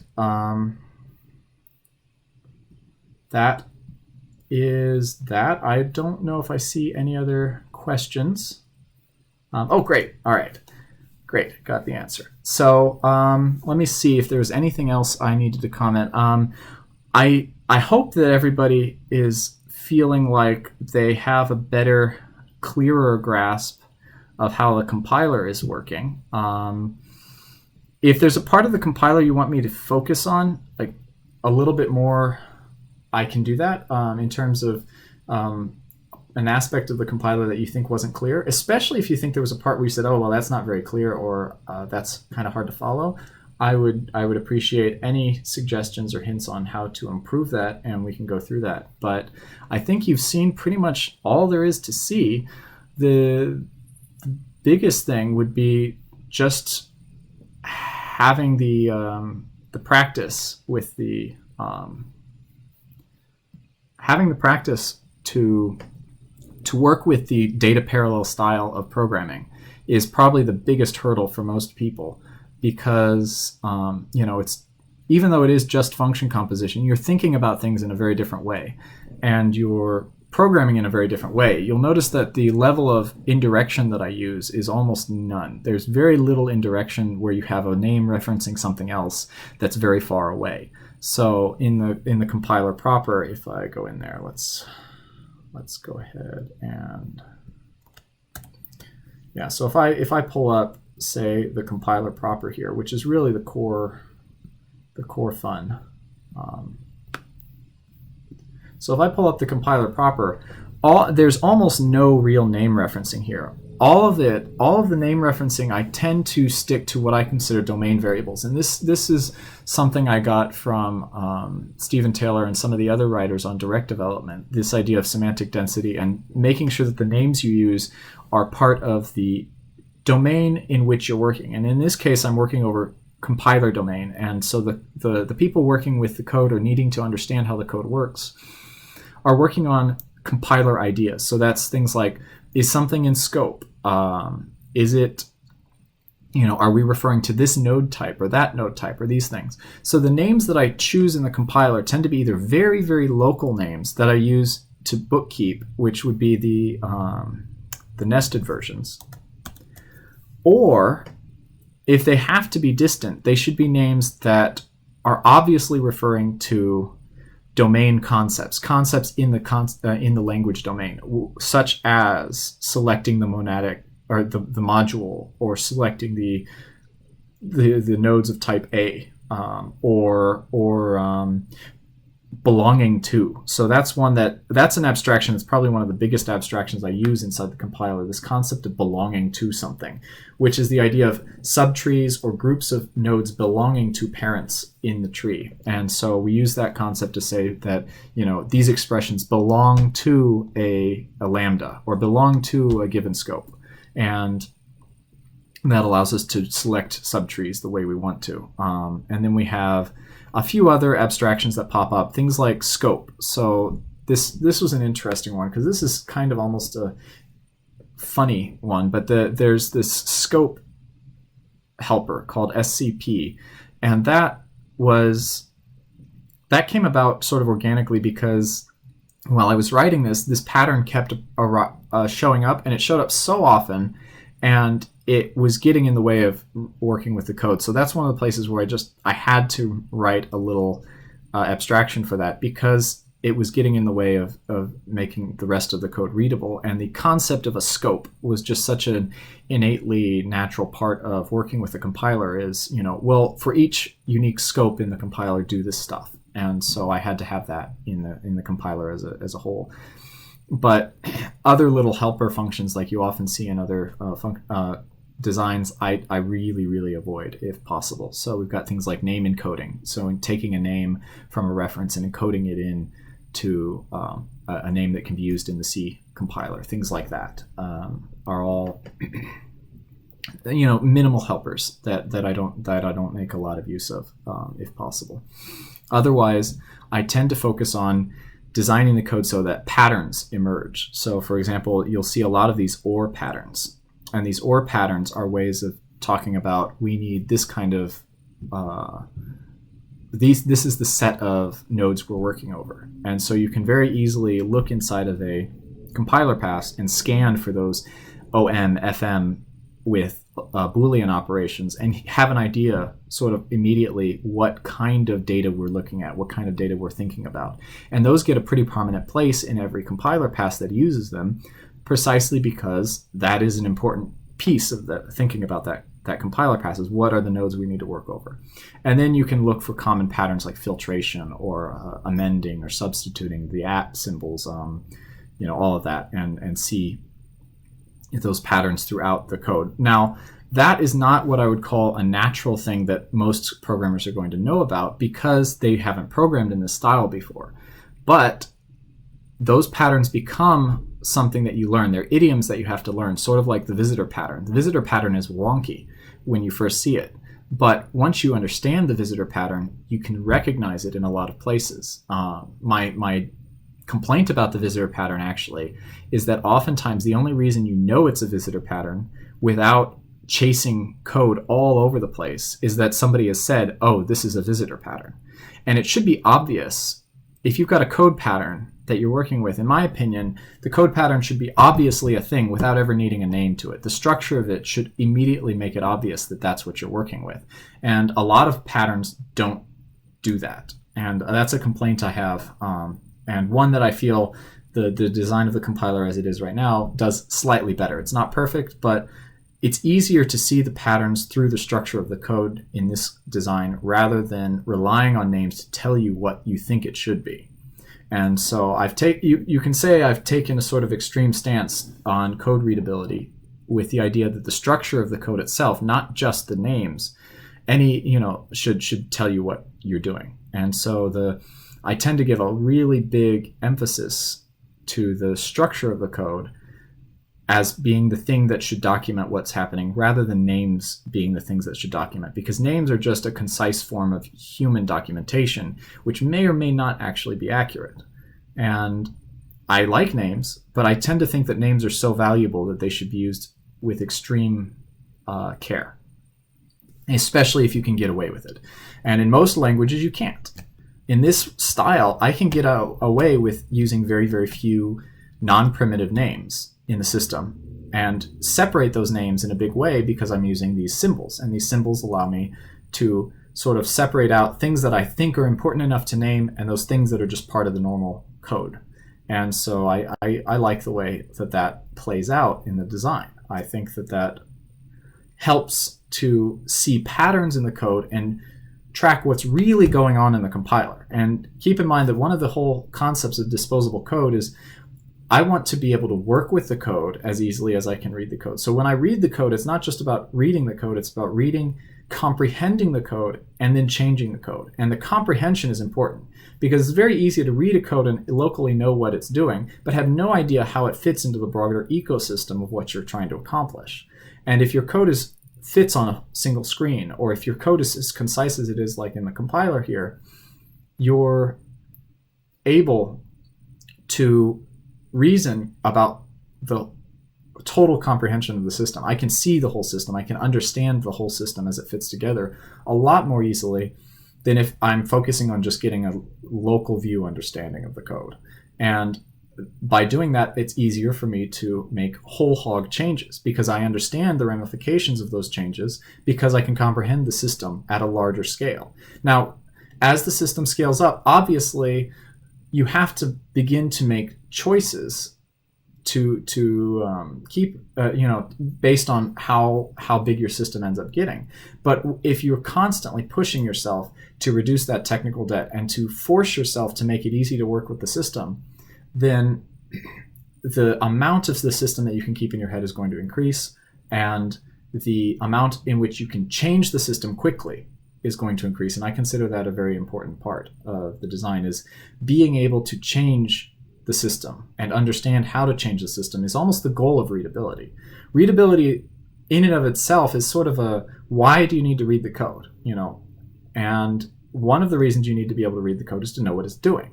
In fact, that might be the only reason you need to be able to read the code. And why do you need to know what it's doing? So you can change the code and make something better. If it was working completely fine and you didn't need to change anything, then why do you need to read the code? Maybe to get an idea across, a clear concept of a way of showing something. And that's one possibility. Oftentimes, I think a lot of people don't have code that really does that. They have code that you can sort of follow, but it's not really reached that point where you're communicating some really brilliant idea, because there's so much boilerplate involved in making it happen. And so that's why people tend to abstract with pictures and documents, and then you get an idea and you don't even need to read the code to get the idea. If your code can communicate the idea but also make it possible to change that code easily, I think that's a big win. I think you want to be able to, the whole point of readability is to make it easy to change the code.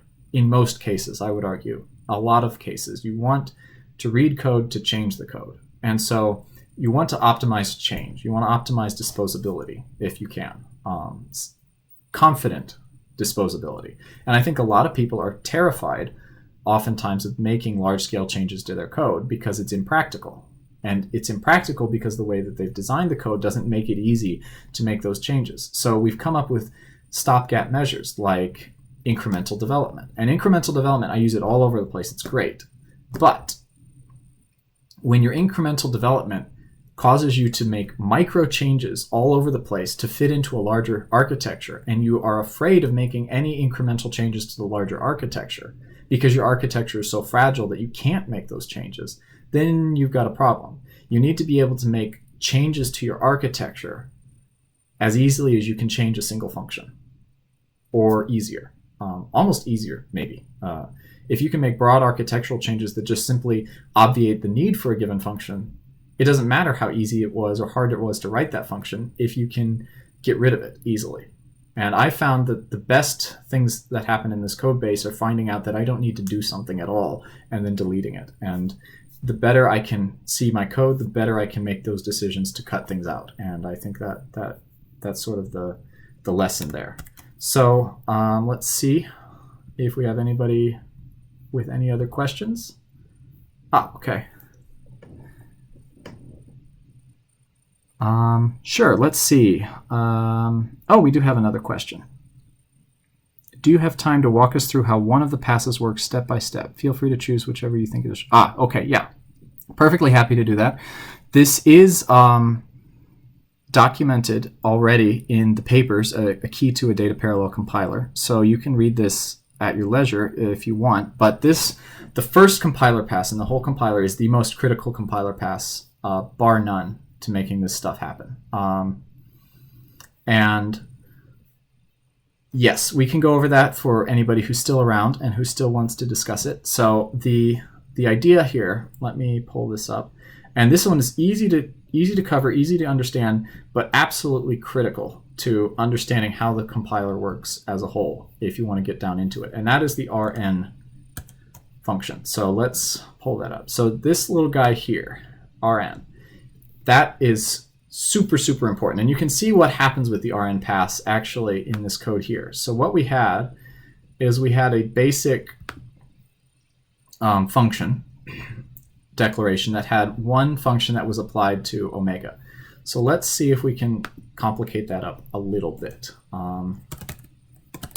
Let's call the parser on a namespace with two functions, one of which has a nested function in it. Let's see if that'll work.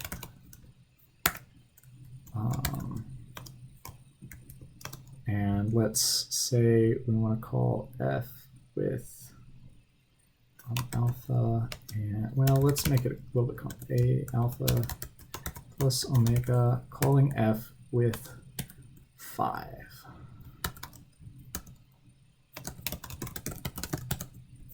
Let's see if that will parse. All right, yes, great, that'll be perfect. So we're going to take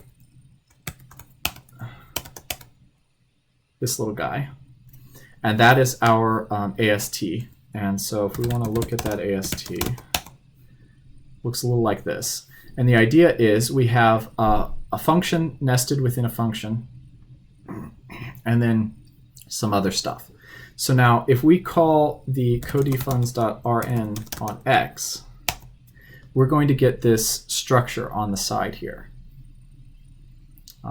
Let me make sure that I've got the right settings here so everybody's seeing this. Yeah, all right. So this structure here, this path, if anybody's read A Programming Language by Iverson, you will recognize this as the a variation of the left path tree concept inside of that book. And it's similar, but actually the formal definition of this idea is a little bit more general than the one that Iverson uses.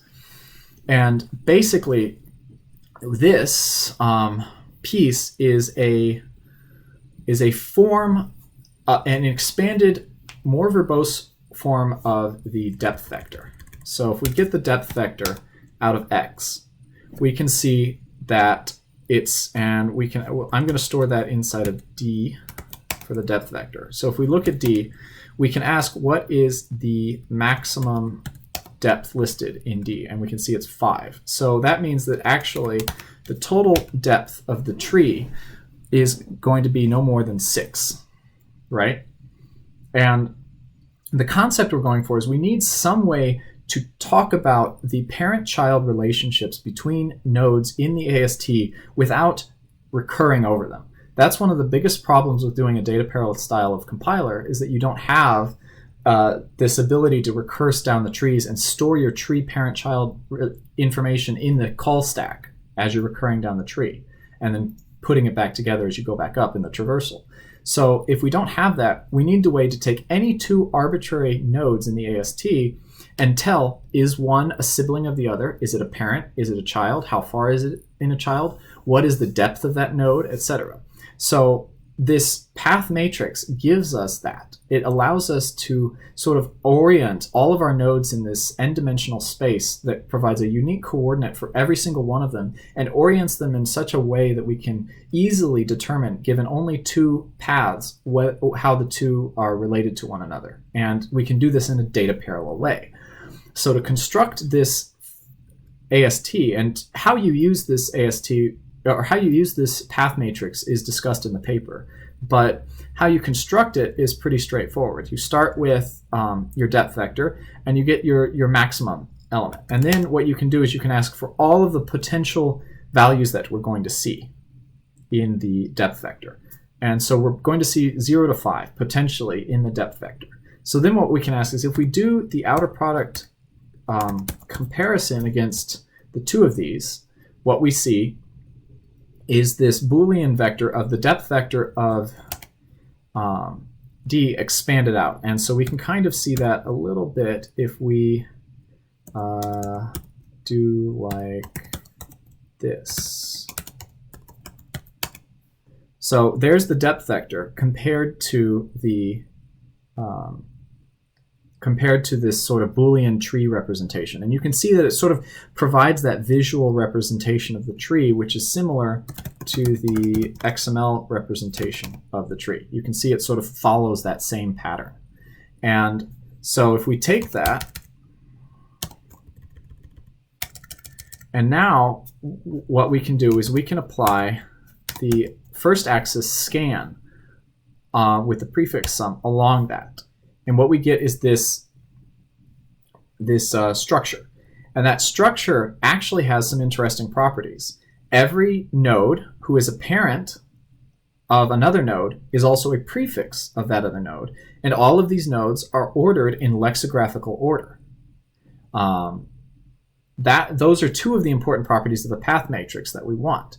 The problem with this is that we can't actually determine what the depth of any node is yet using this, because some of the trees have this sort of excess numbers at the end. So what we can do is we can drop that off. And in the compiler right now, we use this form of take over the vectors.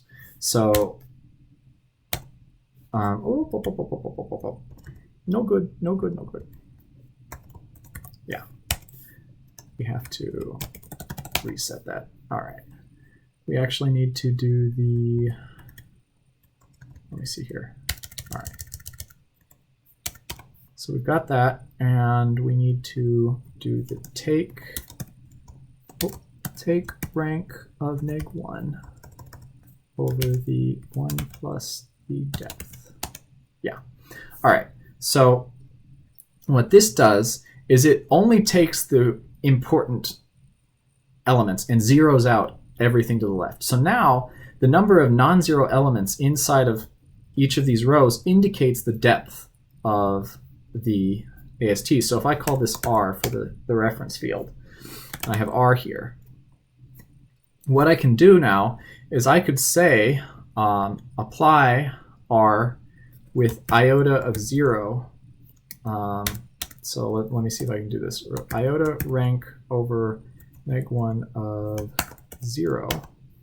And I get something that looks almost like the depth vector, except I just have to add a -1 to it, and that gives me the depth vector. So now I can reconstruct the depth vector from the R, and it contains all of the information necessary in order to do so. And furthermore, it contains all the information to do so even if the nodes are arbitrarily reordered. So if I have R here, I can pick some random, let's do R. There are 17 rows in here. So what I can do is I can select out a random set, deal out 17 random values here, like so. And I'll get a random selection of these. So then I can arbitrarily reorder R here, like so. And so now what I've done is I've arbitrarily reordered this whole thing. And so the depth vector, I can't, you'd think, oh no, I've lost my depth vector. But actually, what I can do is if I call this mess here, I can apply my sort to mess like so.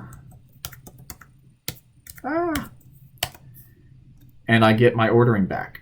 And so now, even if I take any two arbitrary nodes in the AST, I know exactly how they're ordered. And I know exactly how they're oriented towards one another. And it allows me to determine if they're a parent or another because I just use the prefix operator. So if I take, say, the node, we'd have R. If I take R, let's take the this guy. So if we have R here, I can ask, is that a prefix of something else? And so one of the ways to do that is first I can just ask R, is R equal to, say, R, let's look at, just to make this a little easier, let's do R17 to R. All right, so that gives us an idea of how our indexing works. So we can do 2 here, and we can do that against, let's just take 5. Whoops. There we go. So it says, okay, almost. But what we actually want is we want them equal or for the left side to be 0. And now what we can do is we can take that and use the inner product, and that gives us a prefix operation. So now I can say, well, given this is probably going to fail. You can see that including self, oh,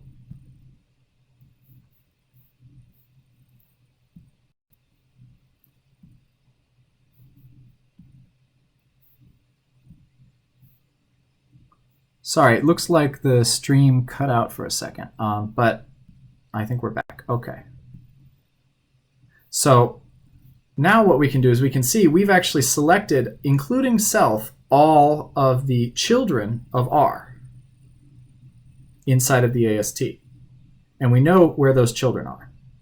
And that can happen even in cases where they're not adjacent to one another. So yeah, that allows us to select out children that even if they're not adjacent, we can identify which parent, and we can identify which parent arbitrarily deep, so we can get your immediate parent, your grandparent, etc., all throughout the compiler. And so this AST here, and you'll notice this code here looks exactly like the code we used to generate this up here, more or less. Let me see here. Yeah, right here. But there's a little bit here to handle identity elements in the case where the depth vector is 0 or empty and so forth. But this is a function definition because it's defined as a train. But if we were to treat it just like an expression, it looks almost identical. And that's part of why I can write these functions like this, because the train's syntax allows me to treat functions almost as if they were expressions and still get continuity between the expression form and the train form or the functional points-free form. So that's one of the compiler passes, and that's a critical compiler pass because it sets up the core data structure for doing everything else in the compiler. When we work with, if you look in the paper, you'll see a list of the compiler passes and what cases we use key for and what cases we use these paths, the path matrix for as well. I think in the paper that's on the site right now, it's called the node coordinates. Updated paper with more details on that calls it a path matrix, which is more accurate and makes a reference to Iverson's APL book. So that's one of the simplest, but also one of the most important compiler passes, and it gives you an idea of the flow of working with a data parallel system in the way that you work with these structures and the code and all of that. And hopefully that clarifies how one of the compiler passes work, and it's the basic one. In the publication, the Key to a Data Parallel Compiler, it shows a little bit of how key works, and you can see how lifting of functions works using this structure, and how flattening of expressions, basically any AST that's got a highly recursive structure, how it gets flattened into a non-recursive structure that can be handled. And the important part is that these nodes serve as completely unique identifiers throughout the compiler that stores all of the parent-child information regardless of how we reorder the original depth vector. So by maintaining the original information, I can now delay lexical scope resolution until the end of the compiler. And so after I've done that, I can actually go down at the bottom and I can separate out lambda lifting from closure construction, or lambda lifting from lexical scope resolution. So I can do lexical scope resolution in parallel on a code base without having to do recursion, because I don't have to track the lambda lifting at the same time. All the lambdas have already been lifted up to the top level, and I can just go through each of those lambdas, each of those frames, and say, all right, look at each variable in here in parallel and say, all right, what's your reference? All right, your reference says this, you're located in this frame, boom, go, done. All right, and that reference allows me to exactly identify which scope and which frame that variable reference is in, and I can do that anywhere in the compiler. I don't have to do that when I'm doing the recursion, and I'm not doing a recursion, I'm just doing a lambda lifting. So I've separated out the two and simplified lambda lifting and simplified lexical scope resolution by separating them out and doing them in data parallel fashion instead of tying them together and doing it in a recursive fashion. So that's one of the really nice fallouts of this data structure, is that I really have a lot of information that I can work with at any point in time without relying on the call stack to get that information. So, all right, let's see. All right, anyone else? I think that covers everybody's main questions. Hopefully I've covered all the other details. The stream went a little long because we covered a lot of stuff, but I hope that it is obvious now, or that the code base is less scary now than it would have otherwise been had you just seen it on its own. So any other questions or comments? Anything that people would like to mention? Otherwise, I'll give you a little time, and then I'll probably call this stream to a close, and we will let it end. So let's see. And I'd like to thank everybody for sticking around for so long to listen to this, and hopefully it was informative. But you know, I don't see. It's hard to tell who is the who are APLers and who are not around here. So. All right.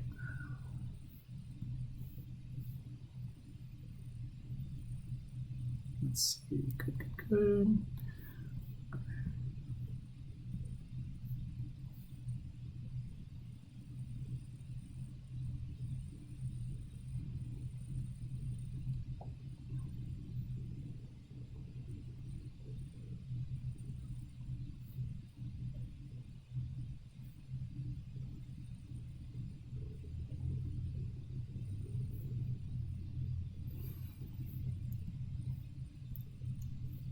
All right, looks like I've answered everybody's questions, so hopefully you guys all have a great rest of the day or a good night, and have fun. So thanks for watching, and feel free to email me any questions or post more questions up to the live stream Hacker News page, and I'll be happy to comment on those and clarify them. Otherwise, this video should be archived, and you should be able to get it at some point soon after YouTube is done processing it. So good luck, have fun, and see you later.